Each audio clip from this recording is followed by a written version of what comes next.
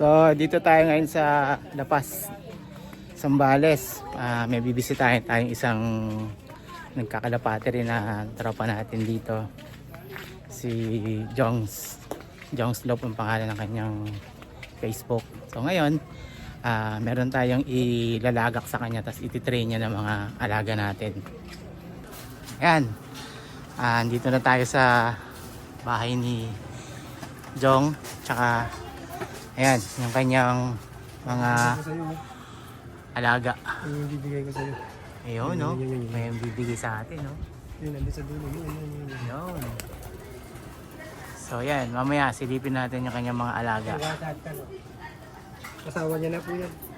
Tapos, ito yung bibigay namin sa kanya. Para ipapalagak natin para matrain nila rito.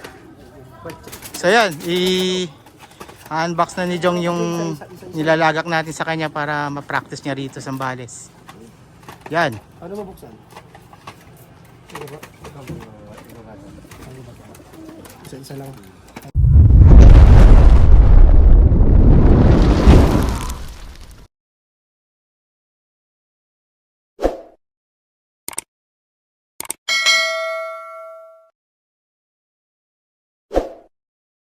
Okay, magandang araw Sir Jong. So, mga kalapatid, si Sir Jong po, yung isa ating kaibigan natin dito sa Zambales, nagkakalapate rin. Tapos, kakuwento niya lang po yung kanyang pagsisimula at kung ano-ano yung mga nandito sa kanyang dog na mga alaga niyang kalapate.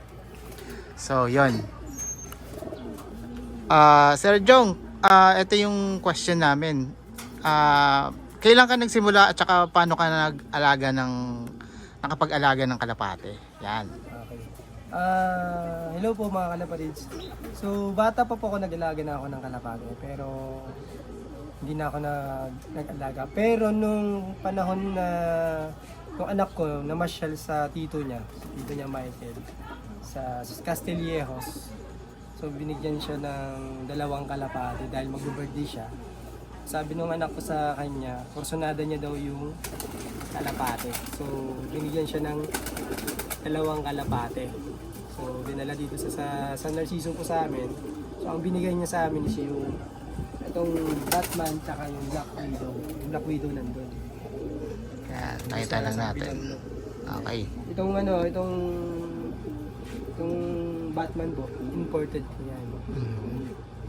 So, unknown line, hindi naman na ko alam yung line niya. After nun po, nung nandito na sa Narciso, siyempre ako na yung nagpapakain ng kalapate. Hindi naman papakain yung anak ko. Gusto niya lang talagang makita ng galing ng kalapate kasi pumapasok sa loob. Magaling daw, matalino.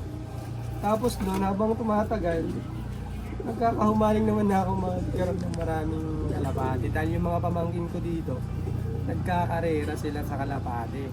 So meron silang group na OFPC, SCRPC, tapos tanong-tanong na din ako kasi parang gusto kong sumali sa mga ganun lang. So one time, sinabi ko, nagtanong ulit din ako sa bayo kung baka meron pa siyang ibang mga kalapate. So binigyan na po kami ng kalapate. So ano yan, January 2023. So newbie pa lang po tayo guys.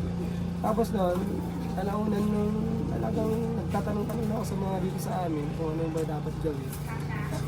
Tapos, ganito, sabi nila, Uncle, ganito, sali ka sa club, magpa-register ka para malaman nila yung location. So, yun nga yung ginawa ko. Nagpasukat ako ng loop.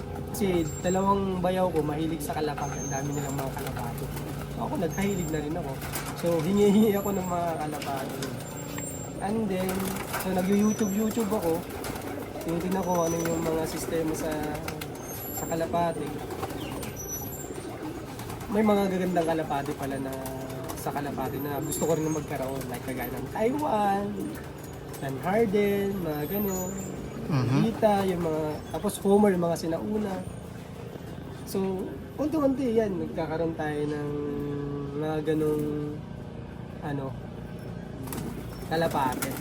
So yun yung mga line natin na meron tayo. Tapos may mga bigay din, Kuipers, then Polder, mga kalapate po natin, Taiwan, mga binigay sa atin. So ngayon nag-breed tayo. Gusto ko naman matry na mga rera. So, sumali ako sa club ng EGRPC. Yan po yung club natin, EGRPC. Subic, Zambales, Racing Pigeon Club. Yan yung club na sinalihan ko. So, nagkarga na ako minsan-minsan, pero ngayon hindi muna po tayo nagkakarga. Kasi gusto kong hintayin yung race talaga nila this October na masubukan yung mga linyada ng mga kalapate. Yun lang. So hanggang ngayon, yan, mag-aalaga pa rin tayo ng kalapate. So mga kalapatids, ito yung ating turnover kay Sir Jong. Tapos itong red bar. And then yan yung mga alaga niya. So itong crested sa atin din galing yan na inabot natin sa kanya 2 months or 3 months ago. Tapos yung the rest, ayan, yung mga quality racing niya. Yun. Meron siya ditong koi first nasa gilid. Sa taas. Nasa taas. Hindi makita. Ito siya. Ayun, ayun nasa baba. Ayan yung kanyang koi first. Nice. Ganda. No, John Folder. Tapos yun. So, kanyang mga inakay at saka pinapa-training at viewing natin dito sa kanya. Ito yung itong blue bar. Hindi, yun sa taas. Nasa taas. Yan. Jan Arden. Yan. Yan Jan Arden niya. Oh, tingnan natin sa kabila yung mga binibreed niya ngayon. Tapos, ito yung kanyang mga breeder dito sa kanyang breeder side ng loop niya. So, ito yung pinaka unknown line niya pero galing ibang lahi, ibang bansa. Tapos itong red check, kilala ko yung red check na yan. Yan, nasa Bulgar. Basra yan. Eto, meron pala siyang Basra dito eh. Ito itong red check na yan, sigurado. Temi line yan. Ate Temi. Yan. So yan. Tapos meron din siya dito Grizzle. Online din yan. Pero ito yung pares ng Grizzle. Ang ganda, di ba? White feather, white top. Ayos.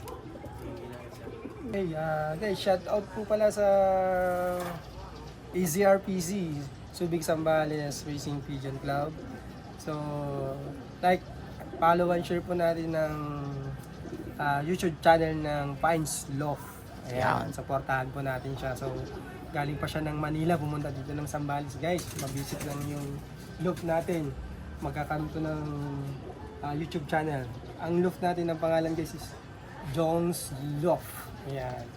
So, from the start na 4, dumami tayo ng kalapate. So, shoutout sa lahat. Alright.